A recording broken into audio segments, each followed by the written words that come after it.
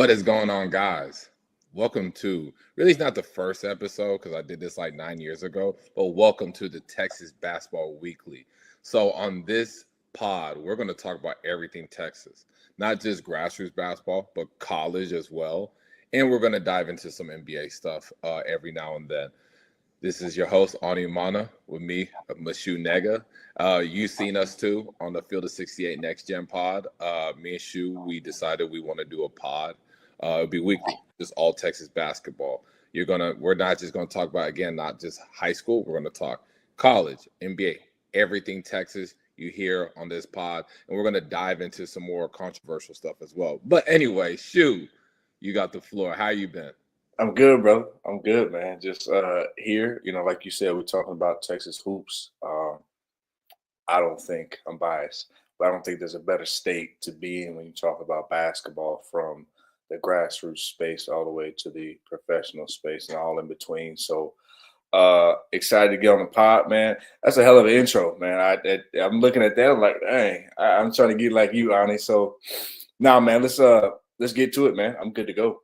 Yeah, and this show is sponsored by Athlete.ai. Athlete.ai, one thing I really do enjoy about the app is it just allows me to record highlights and create reels in a second. If you want to download Athlete.ai and experience it yourself, hey, listen, I got a QR code right here. That is from the first look. You can scan that QR code, you can download the app, and you can check out all the highlights from the first look. So the first look was an event that I ran. This is year 3 with Snoop Johnson, and it's the official scrimmage events for the public schools before they play their first official games, which is this weekend, Friday and Saturday. And at the first look, there was some really high level players that were there from, Austin Gooseby at Melissa, Jacob Lanier at Parkview. We had 2 teams from Canada, Leadership Prep, Texas Storm, Bartlett out of Tennessee, San Antonio Brennan. So, shout out to the teams that came from out of the city, out of the state to come support the event. There was some college coaches there. It was a really good setup, and we're excited about some of the commitments that I already have for next year. I'm kind of seeing that I may have a waiting list, or I may have to kind of figure this out, which is a good thing. But shoot. How did you feel like the event was? I felt like it was a good event, but I'm biased. But how did you feel? Nah, I thought the event was next level, man. Especially like you said, with the timing, getting teams in from out of the state.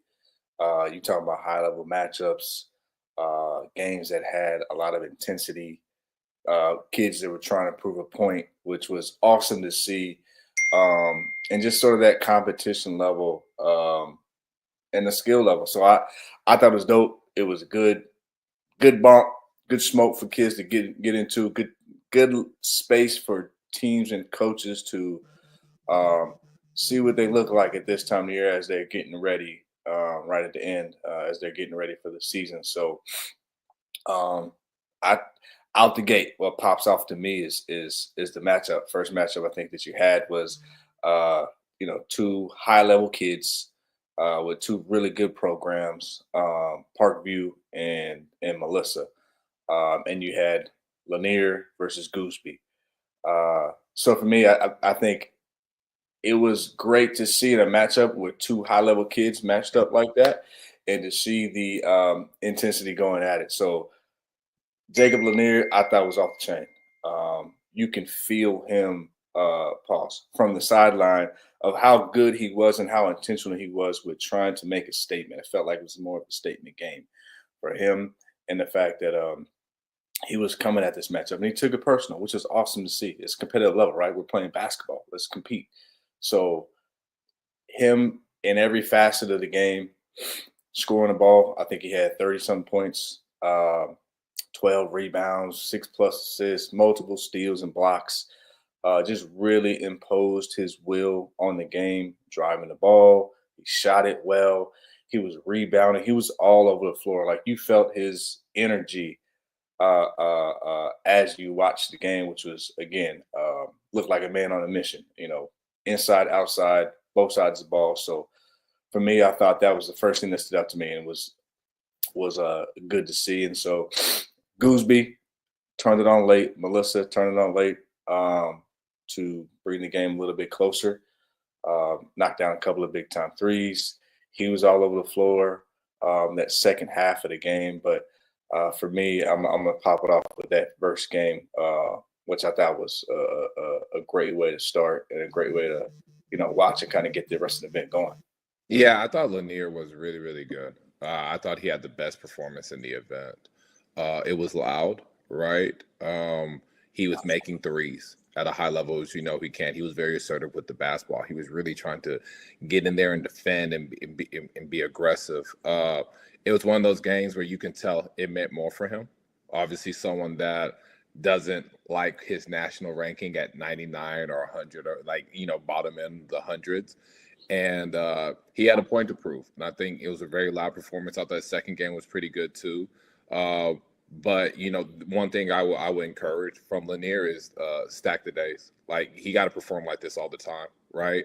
I know people were calling me and they're like, "Man, like Lanier looked really good. He should really shoot up in the rankings or this, that, and the third." And I said, I agree. Like the talent has never been an issue. I think it's always just been consistency and just the effort, like the level of effort that he performed in, and just the aggression and all that. That was great. That was great to see. And I saw some in UAA, but I didn't see him have this level of like aggression intensity throughout a whole game, throughout like consistently like this. So I encourage Lanier continue to play like this. This is what we wanted to see, and he had the best performance. He was probably the best 226 performer at the event, because even his second game was actually really good. But Austin Goolsby, like I said, kind of turned it on late. He didn't put on like an offensive like scoring exhibition, but he did show why like he's going to play right away in college. I think he's going to be an impact player. Like he's such a connector. Like how he defended was incredible. Like especially like his off-ball defense, his communication, using his length to deflect passes, make it hard for guys to catch it in their spots. Even just his individual defense. I think there's so much upside on his defense and offensively, like making the right read. One thing about Austin is if you expect him to drop 30, then that's not really him. He's someone that's going to he's excited just about winning, right? Like if that's 10, 10, and 5 and 3 steals, he's excited. Like he just wants to make the right decision, make the right play. He'll defer if he feels like someone's really getting it going. And I think we saw that. I just saw how he was rebounding, how he was really trying to defend, how he communicated, how he was just making the right read. Now he got his motor going more in the second half. But I do feel like just his overall versatility is a reason that he's going to see the floor early on wherever he commits. Now, we have a feeling of where he's going to commit, but we're going to allow him to commit that. But it was a really good matchup. It was a game where I thought Lanier sent a really strong message.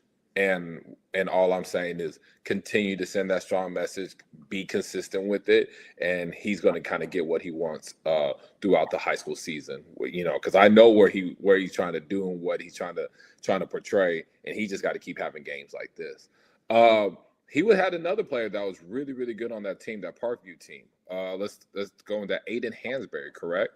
Yeah, 226 guard. I wrote an article on Ball's Life. I'm like this wildly athletic guard that just looks like all over the place in a good way. Like he's rebounding, he's finishing around the rim, he's driving to the basket and finishing. Like he shows some touch as a shooter, like especially in catch and shoot scenarios. I thought he was really, really good. I thought he was really impactful. He's someone with long arms. He like gets off the ground quicker than you expect. He just got a lot of stuff done. What's your eval on Aiden? No, I love Aiden and his performances. Because it's my first time really getting a good look at him. I thought he was the perfect Robin to Jacob's Batman. 6'2", lefty, sort of this combo guard, athletic, quick, and he's got a really good feel. He put a lot of pressure on the rim, and he was just looking to get downhill, and he did it in different ways, whether it was explosiveness, athleticism, kind of seeing the gaps and just kind of bursting through using his good first step and explosiveness to get to the rim, or just sort of the Euro step, crafty footwork to find angles and to get a decent look. But he just had a really good knack for turning the corner and getting to the paint, and he had a really good body control. He looks a little slimmer, but still kind of got a good strong build to him, but good taking contact and being able to kind of finish. And so He was really good balancing it out. Lanier, I think there was a point he had 15 points probably the first game. I think roughly about 20 the second game. Just found ways to put the ball in the basket and really excel in the open court. Defensively, I thought he was pretty good at the point of attack. Strong, kind of gets into you, able to absorb drives, and so had multiple steals. He was really good in that aspect as far as just being that second player on the team to kind of help carry Parkview to some wins. So I liked him a bunch. I thought he was really good in comparison to his backcourt teammate. Yep. And shoot, put that phone on do not disturb, man. Tell them people to stop blowing your phone up, man. Bro, it's early, right? I thought I had turned it off, or I got it on here. But go ahead, my bad, brother. You're good. I'm just giving you a hard time. Let's go into Melissa, and then we'll kind of get into more of a rhythm of how this event's going to go, or how this recap's going to go. So I like and Melissa Trey Edwards 228. I thought he was fantastic. I thought his level of play was better, and just really because of his poise and his ability just to like be the lead ball handler. Because I think Coleman LaCour got hurt, and so he had to handle the ball more. And I thought he was really effective. Just kind of initiating offense, like getting to his spots, shooting, like letting like seeing what the defense was going to give him and connecting and taking advantage of that. I thought he created advantages in the half court set. I was really impressed with Trey. Last year at this time, we were probably seeing him just dribble all over the place and score. Like, we know he's a scorer, but this time it seemed like it made more sense. Like, there was just more like translatable flow and rhythm and pace, and we want to continue to see that out of him. His handle's gotten better, his IQ's gotten better. You can tell that the varsity level, the game has slowed down for him, which is really good. Mustafa Muhammad, he's a 227 forward. He came from Minnesota. I ain't gonna lie to you, like in August in TCU camp, I forgot he was even there. He was not very good, in my opinion. Now seeing him now, it's gotten a lot better. I know his trainer Shane has done a great job with him. The kid has really kind of bought into the work. You can tell like he's gotten stronger. He's playing through contact better. He's about 6'9". He's athletic. He has good length. He has a very intriguing skill set where he can face up and he can score. I really liked how he played. I'm very intrigued. Like, he has a very high ceiling. He hasn't put it all together yet, which is great. But when he does, I think you have someone that can play at the higher levels of Division I basketball.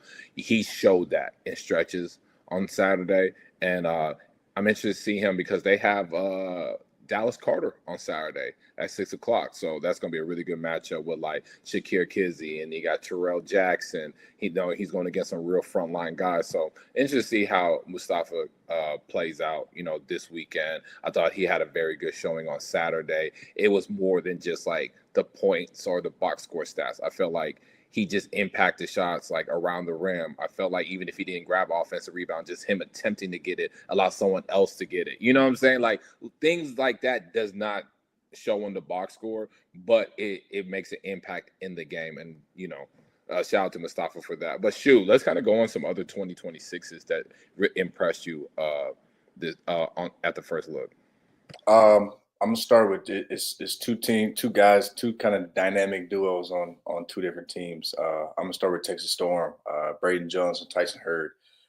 This backcourt is kind of the heartbeat of this team. Tyson Hurd going to UTD. Just want to give props to him as I've watched him sort of from, I'd say probably this time last year until now. The biggest kind of knock for me was like, how consistent can this guard be able to shoot it from the perimeter? And he's shown from the summer until now that it's a legitimate shot. And I think it's something that is kind of going to put raises his ceiling. If you're able to shoot it at a really good clip, off the bounce, off the catch, teams going under on screens, you being able to knock down that shot is very important as a guard. And so for him, he was really good. He's more of a facilitating guard, and he plays really well next to Braden. Braden likes to fill the basket up. He is a bucket getter. Off the bounce, his pull-up game is he's really got it. He's really got that down. He's adept at that space, and they got a good one at Lamar that they're getting. Coach Brooks, Lamar going to get a good one with Braden. Probably ratings 6'2", probably 175, but super tough. Really good off the bounce again and just creating his own shot. I think he's able to get. He probably had a good flurry of maybe 10 points in probably 4 or 5 possessions. A couple of threes, a couple of quick twos. You see a timeout go up. Defensively for them, they're pests, and I think they play well off each other. If somebody's guarding the ball pretty well, the other one is just waiting and baiting the passer to make that pass in the passing lane for a steal. And so they're really good in that aspect of scoring it and playing off each other, and then also defensively, just being able to play in the passing lanes, create havoc on that end, being able to get steals, get deflections, just be a disturbance on that side, not allowing teams to get into their offensive flow. So both those two I really loved. And then also the other two out of Brennan, you talked about Brennan earlier, Donovan Chris and Taylor Todd. Donovan Chris going to UTEP, Taylor Todd, I believe, is going to Austin P. Donovan, the thing that I love about Donovan, he looks like the prototypical 3-and-D wing. But because of his improvement with his body, I think it's transformed his game and taken his game to another level. He's packed on a lot of muscle, and he's able to do a lot more in different areas. Early, I think in the first game, I just noticed how intentional he was with trying to get downhill and trying to drive and use his body, use his shoulder, able to finish, get a couple of and one plays. He was just drawing multiple fouls and able to finish through these fouls, able to create space around the paint or if bodies were next to him. And so that's the part for him that I think has improved the most and that I like the most. Obviously, he's a knockdown shooter. And then he's also able to play a little bit better on defense because of his body's just being a little bit stronger. And so for him, that's the part that I love about his game and the way that he's able to improve, that he has improved and that he has more of a ceiling in front of him. Taylor Todd, Brennan's floor general, tough, tempo setting PG, plays with a lot of poise. And he was a catalyst. I think they had a 20-point deficit. They ended up coming back to get the win. And a lot of it was because of him. Tough making, tough shot maker. He was able to create for his teammates. And he just had such an imprint on the game with his shooting. When he gets his feet set, he's quick. And at the little lefty, man, he just gets it up quick. And then, for the most part, you feel like it's going in. And so for him, again, defensively, just another pesky guard that was there, that was in the building. There's a lot of pesky guards in that building. He gets into you. He's short. He's quick, or not short, but he's got just a low center of gravity. It just allows him to kind of get into the ball handler. And so those four, I should say, for the 26th, they had really good performances and really good starts to their upcoming senior year. So those four I liked. Yeah, perfect. Sorry for the technical issues. My StreamYard wanted to be a little goofy. But it's all right. It's first episode. We good. But no, I completely agree with those. Obviously, I'll be biased towards, any Texas Storm players, so I don't talk about them. So shout out to those guys. Shout out to Tyson and Braden and it's even more the guys that you mentioned. Very, very spot on. For me, some 226s that I thought impressed me. Aeneas Alexander, like in that game Texas Storm played, Aeneas Alexander and Lindell Buckingham was really, really impressive. Aeneas is like 6'7". He's a UNT commit. Lefty that's skilled, has a good frame, like a sturdier, big frame, which I think you can still add muscle. Like I think there's some upside in like really developing that body and adding like functional strength. Shoots it inside out game, has a good feel. If you double team him, he knows how to like still get to his spots and score. He has good his footwork's impressive. Like he does quick spins. He like fakes out the post defender and still able to get into his looks. And I think he's a really good passer on the block. I think it's a steal for UNT. I think he's someone, I'm not going to say like, oh, he should go higher. But, to me, I think like these mid-plusy type programs is kind of more the new high major in a way for high school kids, especially ones that aren't ranked like in the top 50. Right. So I think Aeneas is someone that's really impressive. I think he's an under the radar kid and player that I think people are going to see how good he is throughout his college career. Lindell Buckingham, I think it's the same thing. Like, he's a 6'2" guard. He's a constant paint toucher. He gets to rim. He's athletic. He has good arm length. The shooting's a little streaky right now, which is fine. But I just think I talked about under the radar with Aeneas. I think Lindell's the same. I encourage people to go watch Leadership Prep play. They're a really good team. And I think those two are players. Once you see them, you're like, okay, I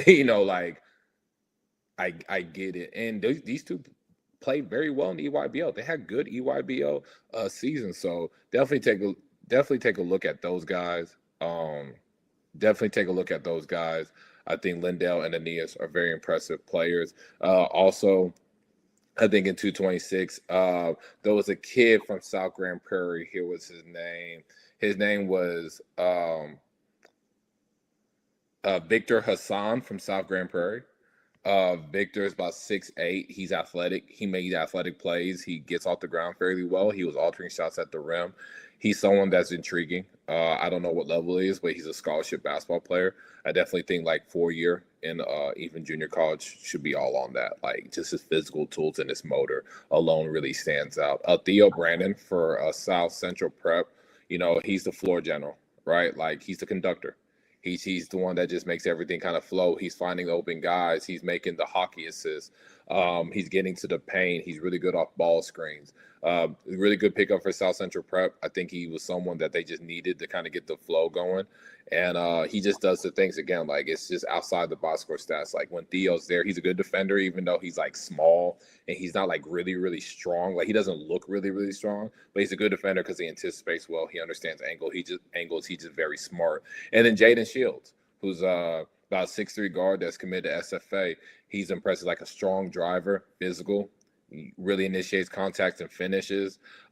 He's a bucket, and I think him and Theo play really well together. So Jaden Shields and Theo were impressive for me. And then there's a 227 there that I'll talk about later. But there was so many like good 226s, like some that are still available. Even when you look at like the Canada squad, like Mansley Dorneval, he's like a 6'3" guard that, he got to the paint. He made threes. He was just scrappy with it. Like, he has a good feel for the game. He was good in isolation with his self-creation skills. He was good in ball screens because they have like a big like physical post that's able to like to create space for him to score. He was finding like the roll man. Like, I was really impressed with him. I'm gonna keep going. Like Micah Griggs from PSA Academy, like, he was just like a constant driver to the rim. I thought Caden Johnson's a big pickup for Faye family because he's like this physical, mature guard that they needed, especially now that what's my man that left? Cam Lomax left to go back to Frisco Heritage. Like, I think Caden's a good like guard piece for them that can defend. He's played at a high level before, so they just have like a mature guard as they go into the EYBL Scholastic. So those are a few of the 26s. Keon Williams from LD Bell, like, he's just a bucket getter as well. So there's a couple 226s that impressed me. There's some that are available that I think college coaches will take a look at, maybe if it's not now because they're in the season, but in the spring and summer, I definitely think these are good late ads. So now as we transition to 227, Shu, who are some 27s that you like? Who's some that maybe the public doesn't really know much about? And I thought one that jumped out to me was at Bartlett, Dylan Jones, probably about 6'6", 180, probably a little bit bigger than 180, but strong built, tough, big body guard. He was just such a physical presence and imposed himself. He kind of had this like power game, bully ball style of play. He was just consistently, put his head down, get into the teeth of the defense. He was really efficient with his touches, whether he was looking to get to the bucket or looking to kind of spray it around. But got good athletic pop. He was able to finish plays, some plays above the rim. And so I like that he was able to balance it out because I think initially it was just so much downhill physical presence that after a while as a player, you kind of back off that a little bit. And so then he started to show his touch. And it looked consistent and it looked like it was good. It looked like something you could rely on. So he started to make some shots from the perimeter. And then for him on the other side of the ball, with their style of play, He's a perfect fit for their style of play. Just defensively, how aggressive they are and how aggressive they can be, and just sort of the motor and effectiveness, I think fits right in with that team. He was one that I really liked out of Bartlett. Josiah Jones, I know you just kind of touched on Faith Family and Cam Lomax leaving, but Josiah Jones coming in and just taking over that point guard spot. For this weekend, they didn't have their twins there, big fellas, Placid twins, so the team kind of had to collectively come together to figure out how to get the win, and it came from their guard spot, and I thought Josiah Jones was a big part of that. He's out of San Antonio. And so he's playing with Faith Family. He's quick guard. He's smart. He's IQ. He's a competitor. And he was tough. And so he's got a good change of pace, a good way of kind of lulling you to sleep and bursting by you, trying to make a move. Good float game, good touch, and he's a really good shooter. And again, another one of those pesky yards defensively that likes to get up in you. And so Josiah Jones is, I think, something that is a name that'll probably start to come on the radar a little bit more for teams, and he'll start to show his presence and make his presence felt this year, especially with that team and sort of the schedule that they have. I know you mentioned Mustafa Muhammad earlier. I'm going to touch on him briefly. Just another 6'10" stretch big that has natural scoring ability, face-up ability, and again affects the game in different ways. He came down from Minnesota, another kid that came to Texas to kind of get that smoke, to kind of get that bump, and to improve in that way and improving his toughness. And so every time I've seen him, he's improved in that facet. And so another one that I think will turn heads as far as colleges are concerned and start to ask and inquire, like, who is this kid? On a personal level, I would like to see him kind of playing like a pick and pop and just kind of be able to do something on the perimeter as far as whether it's DHOs and playing with some of those really good guards that Melissa has. And so just so he can space the floor, just to utilize his skill set a little bit better. But he was one that I really liked. You go South Central Prep, Nate Lyons is kind of their two guard. My first time really seeing him pop. I've seen the team a couple of times, but this weekend, I thought he shot the cover off the ball, and it really grabbed my attention. I think it might have been, I counted probably 6 in like one half, that it was all smooth, all textbook, repeatable. His feet was set, it was going up, it was going in. And so I really liked him as well. Team out of Canada, Uchenna Academy, they had a kid named Sekou Tunkara. Hopefully I pronounced that correct. Long, lanky, active forward. The offensive side of him needs some polish, but he's one that when you watch him play, he's going to be a kid that is 27. So let's say 5 years from now, his third year in the college or whatever it is, a couple of years in the college, he's going to pop. He's going to affect a really good program in a positive way, winning games. He crashes the glass. He's versatile defensively, loves to get out into transition. He's a play finisher, attacking the rim. He's going to draw contacts because he's always playing so aggressive and so physical. So I think he's another one that'll pop. Another kid that I liked, that it was my first time getting a really good look at him, was out of Tyler Legacy. I think it's KJ Cries. Big kid, ball handling forward. He's probably about 6'6". He's got a good stocky frame. I was impressed with his size and composure in initiating the offense, and it felt like he had the complete control, complete trust of his team and his coaching staff, with just being able to get the ball up the court, handling ball pressure, being able to see over defenses, and just kind of picking it apart. And when he needs to, he uses his body and his frame well to just kind of maneuver his way towards the basket. And so he did a really good job of just balancing scoring and then looking to get his team involved. And so he's one of those kids that, you kind of look at him, he's not quick twitch, but you can't speed him up and you're not going to take the ball from him. Right. So he's kind of going to get what he wants.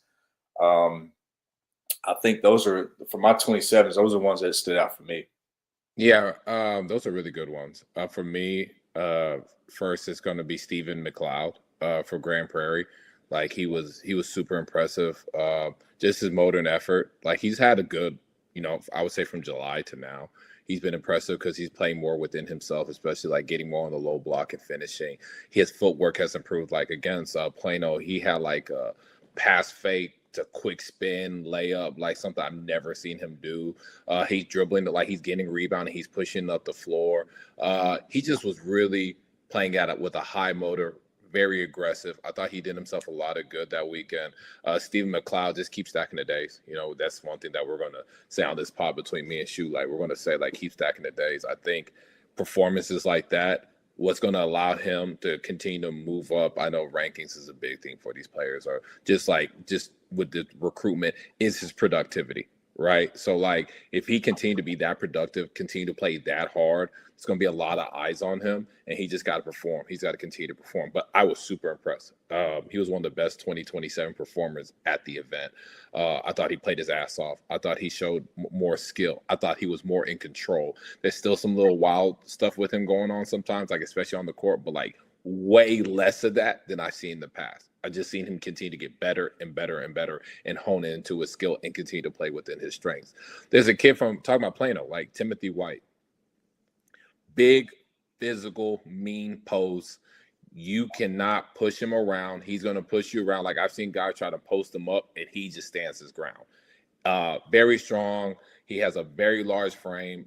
He's someone that I'm interested to seeing, like, as his body continues to like get better and like sculpt, like he's going to be someone that can be impactful. He has good like touch on the block around the rim. He's not like an explosive athlete, right? Like he's not someone that just gets off the ground high and quick. But he really knows how to use his body. He can really create space because of his broad shoulders and finish. He actually has some skill like facing up and like kind of making reads, especially when people double team him. He's someone that has like gets deep post positions, which allow drives with the guards. Timothy White's interesting. I think I saw him. Forgot the summer program, but they were playing a Snoop Johnson event. That was my first time seeing him. I think it was like in April or early May, and I was. Apologize for that summer program. I forgot what it's called, but like I was impressed with him then. Impressed with him now. I just think it's more of a conditioning thing. Just kind of continue to get the body right. He's a 227, so he'll still have 2 years till he goes on a college campus. But he's someone to keep tabs of, I think. Another one from Rowlett, Bryson McManagel. Yep. You know, super impressed with him. Like he's like a 6'5", like wing, kind of like a do-it-all wing. I saw him like bring the ball up, initiate offense. I saw him like be a pick and popper, a pick and short roll guy, like a second side like catch and drive guy. He just played in a lot of different spots, was rebounding. I thought Bryson was super impressive. He's an intriguing prospect in 227. You kind of hit the head on a lot of these 227s. Like I'm really impressed with Nate Lyons. That was my first time really watching him too. He shot the cover off the ball. I thought like I didn't see him miss. Like I felt like I didn't see him miss, and that was what really, really impressive with me. Dylan Jones, like you talked about, from Bartlett, was super impressive. Vincent Green is a kid from Lancaster that like probably plays more often, and he's starting to learn how to kind of be more of a primary ball handler. Was very interesting as well. He had some good moments. Josiah Jones, like you talked about, a scoring guard. I definitely think this was like a good like situation for him just to continue to play against like translatable length and size.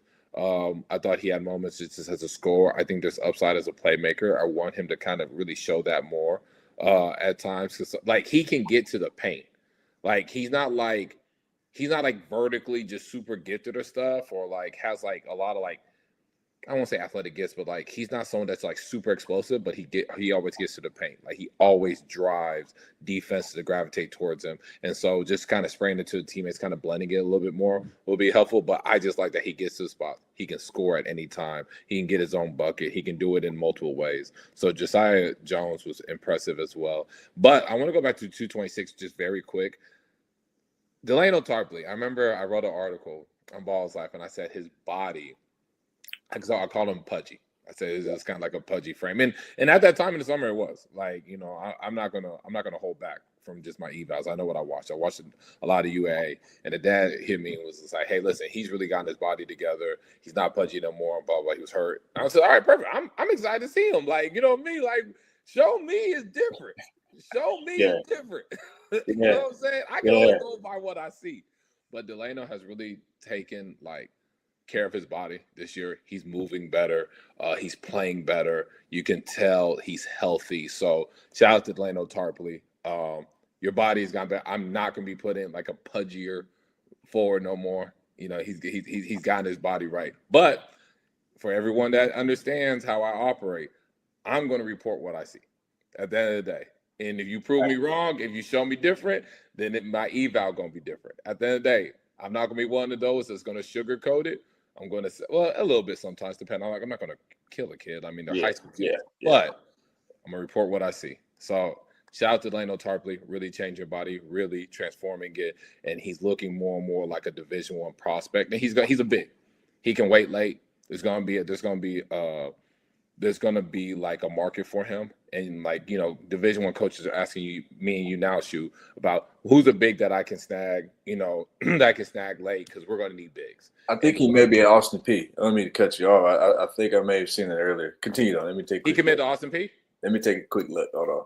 Go ahead. I know Taylor did. Take a look for me. I'm about to look right now.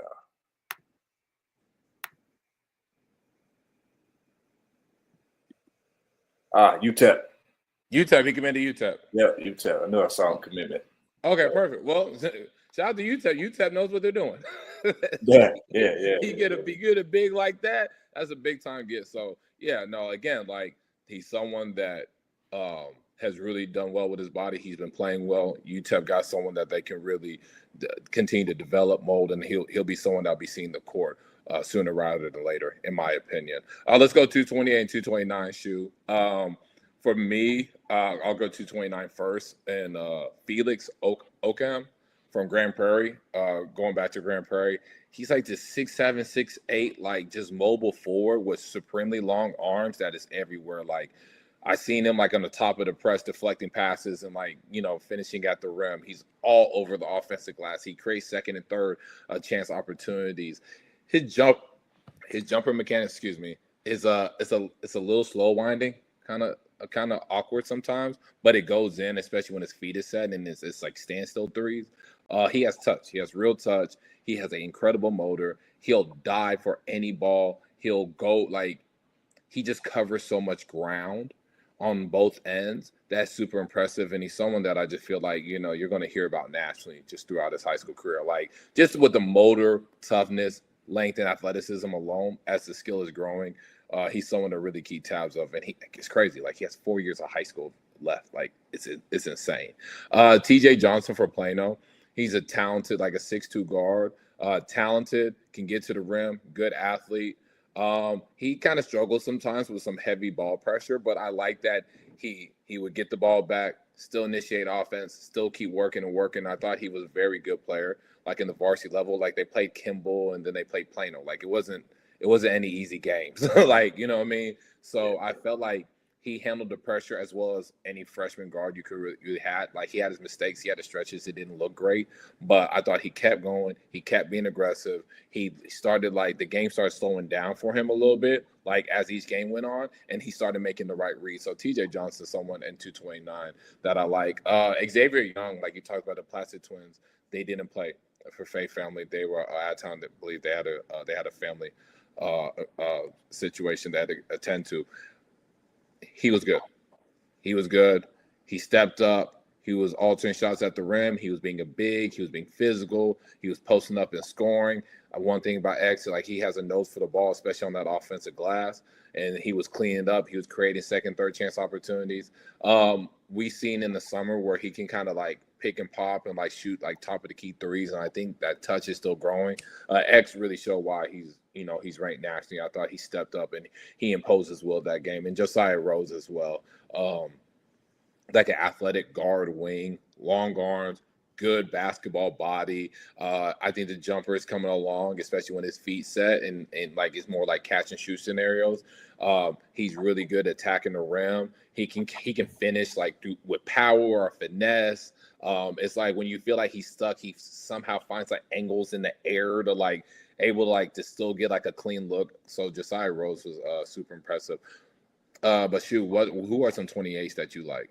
Man, I think another 28 was probably, well, you could probably make the argument, might have been the second best performance of the time frame was DJ Okoth. Um, Motor, length, athleticism, versatility. You know, the 6'6" wing. He's just kind of had this multi tools kind of on his belt, you know, for Bartlett. And so he's just constantly coming at you. You know, his game is predicated on getting to the rim. You know, but he's got a good enough handle, good enough burst to get there and to create plays for himself. He's elite in transition. He was able to get up and down the floor quickly, whether it was from a steal, whether it's from a rebound and go. He just always seemed to be pushing the pace and putting some pressure on the rim. Um, Basically, by the way him and his teammates played, and so I liked him a bunch, and him getting after it a bunch. And he led his team. What would they go 2-0 for the They went weekend? to it. Yep. 2-0. So great. No, they field. went 1-1. DJ Bartlett.